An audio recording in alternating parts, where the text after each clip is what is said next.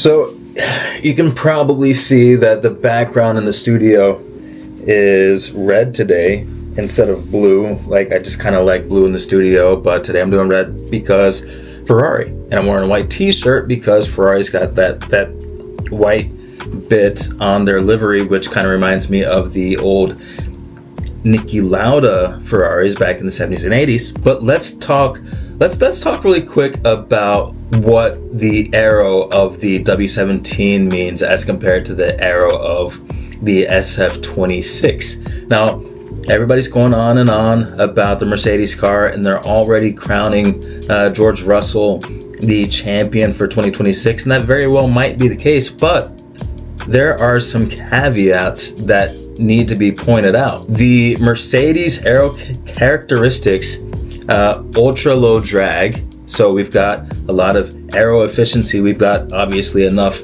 downforce, but they're making it very slippery. So ultra low drag, very narrow body work, and the trade-off is that the aero is going to be fragile. Not just physically fragile in terms of it might be susceptible to a lot more damage and impacts, a lot more damage if something happens when you're going over, curbing or bumps or off into the grass or the sand traps and whatnot, but it's going to be a lot more fragile in terms of producing downforce in high traffic. So the Mercedes aero package is going to love clean air. It's going to love cool air. But if it gets stuck in traffic, then that super intricate aero design might suffer because it's not going to like dirty air as much. If you look at the components, each component is made to force, air to this part of the car and to this part of the car and to this part of the car. And so the air actually kind of turns into like a ping pong ball, not a ping pong ball, but a pinball. And if it doesn't hit all the right markers, then that total aero package becomes less efficient and renders less performance than something that is, a little bit more conventional and conservative, which is what Ferrari has. Now, the downside of the Ferrari aero package is that it does look to be a little bit more rudimentary, which means that, it might produce a little more downforce, but it's going to produce a little more drag, and conventionally speaking, that would mean a loss of, a tenth or two on the straights. But it means that a driver like Lewis Hamilton, who is known for overtaking and who is known for race pace and who is, known to be, a good racing driver, maybe not the best qualifying driver, but the greatest racing driver, that is going to lend itself to his driving style. So you're going to have a wider window of driver confidence. You're going to have a wider, more stable window of performance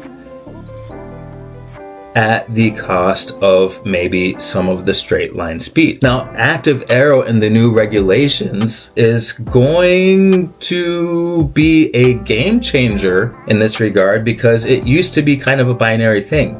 Either you can follow in dirty air and hope to overtake, or you have straight line speed. When you have active aero where you can reduce drag on the straights, then this actually helps Ferrari more than it helps Mercedes, because in the corners and whatnot, Ferrari is going to have a lot of downforce, but that downforce in the straights can be reduced because you're going to have the front and the rear flatten out and become really slippery. Mercedes might be able to offset that because they are going to have a slightly higher, or rumored to have a slightly higher compression rate, which means a little bit more power, which means that they can be even faster on the straight with that reduction in downforce. But there might be some reliability issues with that engine over time. Now, we might not see the Mercedes cars, dying in the middle of a race,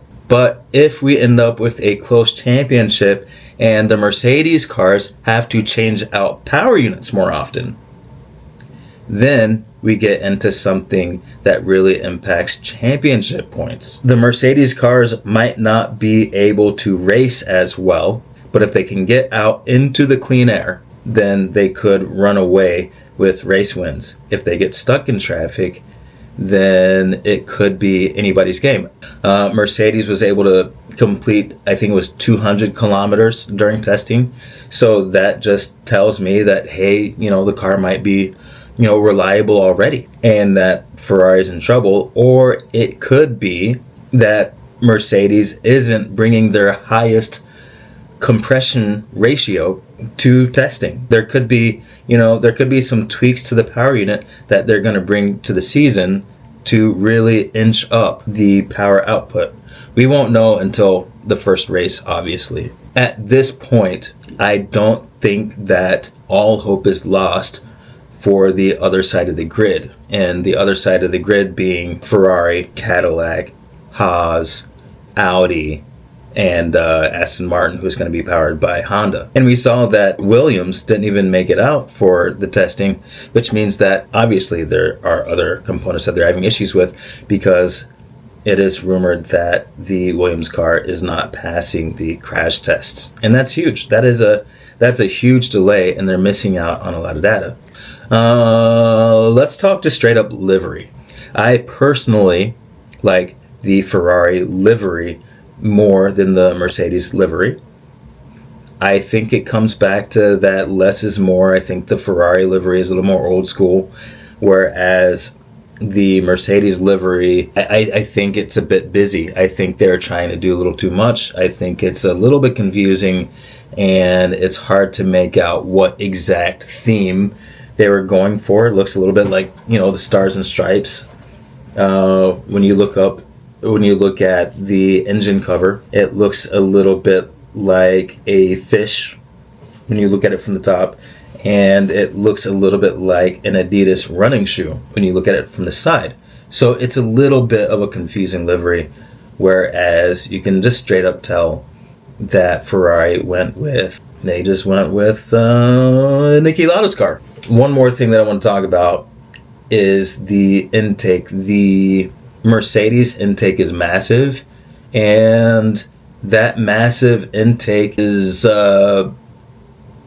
it's a little bit of a detriment to the aerodynamics, whereas a smaller, narrower intake is going to be a little bit more slippery for straight line speed.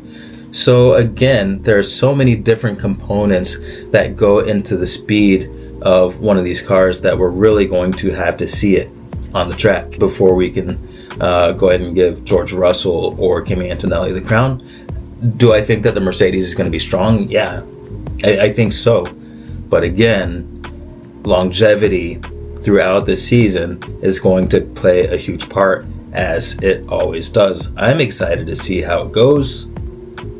And this has just been my little supplemental video about the Ferrari and Mercedes